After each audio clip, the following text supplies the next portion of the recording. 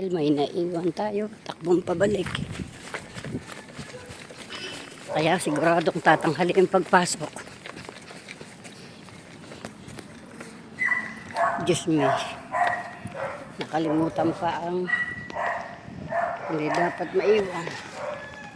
Kaya tumakbo tayong pabalik. Lakad ulit tayong pabalik at wala namang masakyan tricycle. Kaya ang hali na sa pagbabalik-balik. Ang hirap talaga guys pag may naiiwan. Good morning po. Ayan oh. Napakaganda naman ang kalangitan. Sarap naman maglakad.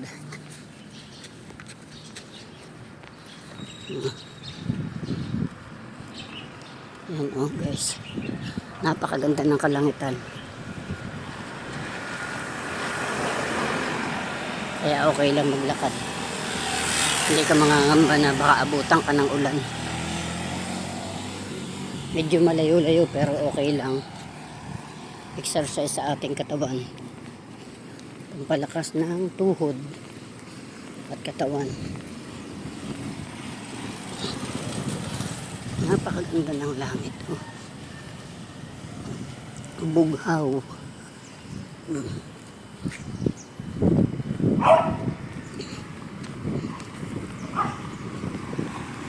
Morning po. Hello guys.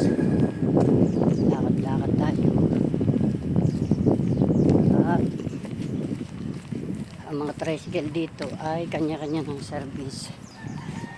Kaso may naiwanan ako kaya takbong pabalik. Takbo-uling pa. Papasok.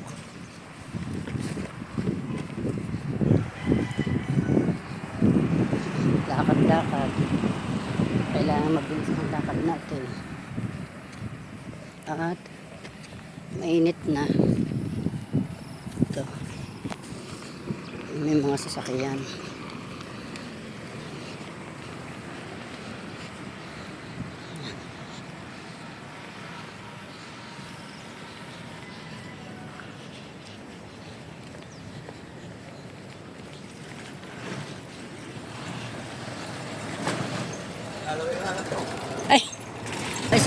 Narito na kami. May naiwanan ako. Hindi yun, pinauna ko na pinasunog ko dito sa matanda.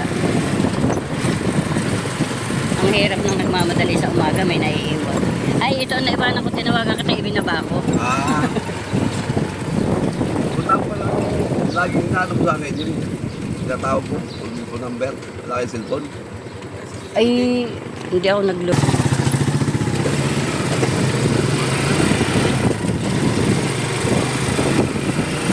Saan ko lahat? Saan ka to? Diyan ako lang ako. Asa ka ganapin la? Yan. Dito din? Oo.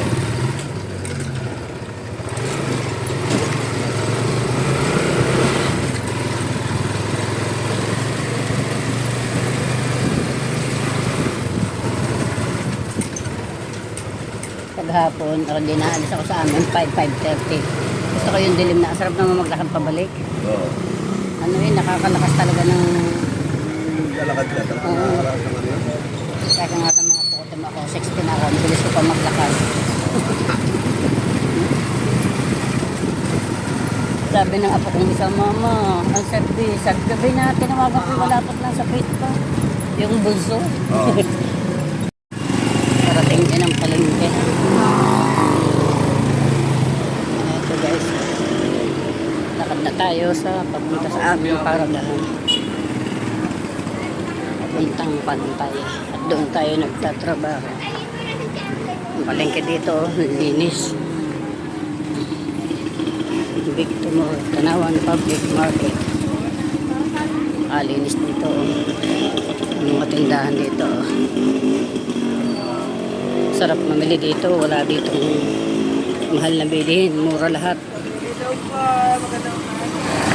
Kaya guys. Ay.